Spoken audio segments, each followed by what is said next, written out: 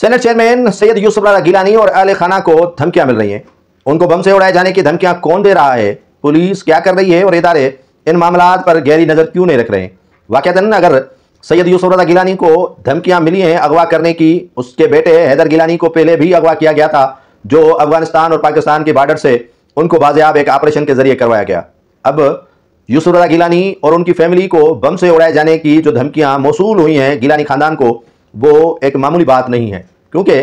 ये मुल्क है और इस मुल्क के अंदर कुछ भी हो सकता है।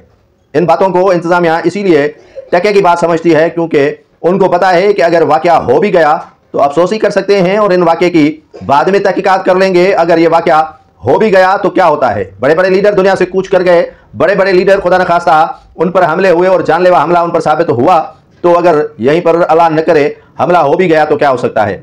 जैसे सरदार अख्तर जान मेंगल के काफिले पर हमला हुआ और वो महफूज रहे, इसी तरह पाकिस्तान के अंदर किसी भी सियासी रहनुमा, मजहबी रहनुमा और दीगर मुख्तलिफ मकतब फ़िक्र से ताल्लुक़ रखने वाले अफराद के जिंदगियों को खतरा तो अपनी जगह पर मौजूद है, लेकिन लाइटली ले रही है इंतजामिया। इन मामलात को संजीदगी से देखने के लिए हुकूमत और इंतजामिया तहरुक भी नहीं आती जब तक पाकिस्तान के अंदर कोई खुदा न खास्ता बड़ा वाक़या रूनुमा नहीं हो जाता।